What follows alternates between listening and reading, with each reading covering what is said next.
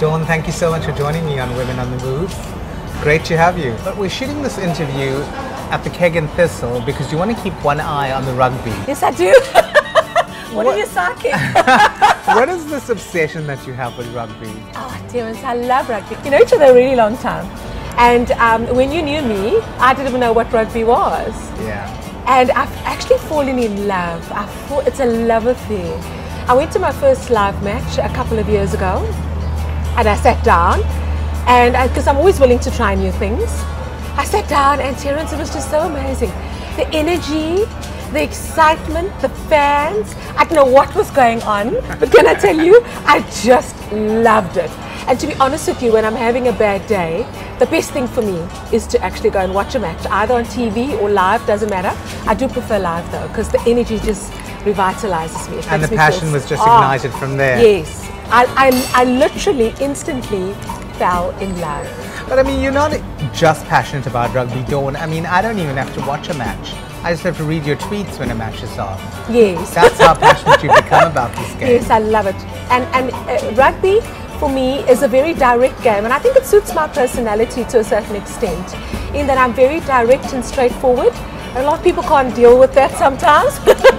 But you know, you're never confused about what's on my mind or what I'm thinking or anything. I'm very direct. I always want to know how the players are feeling. I want to get inside their heads. I want to know what's going on. With the coaching team as well, you know, strategies. I want to know what are they planning, what are they targeting, that kind of thing. So it's quite lovely for me. It was a real highlight to have Jake White in studio because, you know, he won us a World Cup, so he always will have 100 points in my book for that. That's now really listen, amazing. I mean, those are good experiences. You walk into studio sometimes and you're quite aggressive if things don't go your way. I am the worst person on earth when we lose. I'm unbearable. I can't even bear myself. I can't bear it when we lose. And I know a lot of people say take the high road. They did their best. I hate it. For the record, I absolutely hate losing.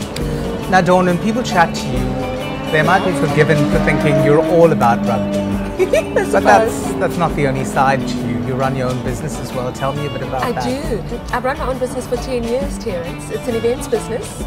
And I really enjoy it. And I especially enjoy the part where we get to do CSR projects. So we handle any kind of event. A highlight for me was managing the Nelson Mandela scholarships while Tata was still alive a couple of years ago. And we also had a live broadcast with SABC Morning Live. So that was a highlight for me. Amazing. That was really special. So and I have fun doing it. So you've got rugby, you've got your work life. Yes, but you're also a wife and a mother. I am. I've had 5 doctors tell me I wouldn't be able to have a child. Wow. Yeah. So I'm very blessed to have my 2, and they make me want to be a better person every day. So I look at them and they're just so joyful and they're such beautiful kids. They make me very happy. Favorite team? The Sharks. Favorite player? Absolutely. Bismarck, aka Bliksem Du Plessis. He's my favorite. Love him to bits.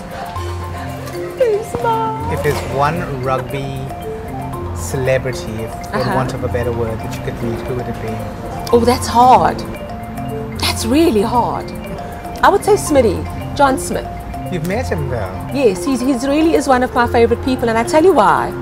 He is not only a rugby legend, but his morals and the way he lives his life and the example that he sets, and also the way he really loves and honors his wife, honors and loves the female part and the female role in rugby. I really like that about him. So he's a family man, he's a rugby man, and he's led from the front, and he's a true leader. Least favorite player? Least favorite player, the Redeen Kralin. Oh, he irritates me to death. Especially when they pick him for the Springbok team. Oh, I tell you, he just annoys me because within 5 minutes I know we're going to get a yellow card. Oh, no. Least favorite coach? It was a tough one. It would be Nakajotska. I think he's been there way too long. I think it's time for him to trap. Thank you so much for talking to us today. Thank you so much, my Terence. You know, I just adore you. You're one of my favorite people in the whole world. It's a mutual admiration society.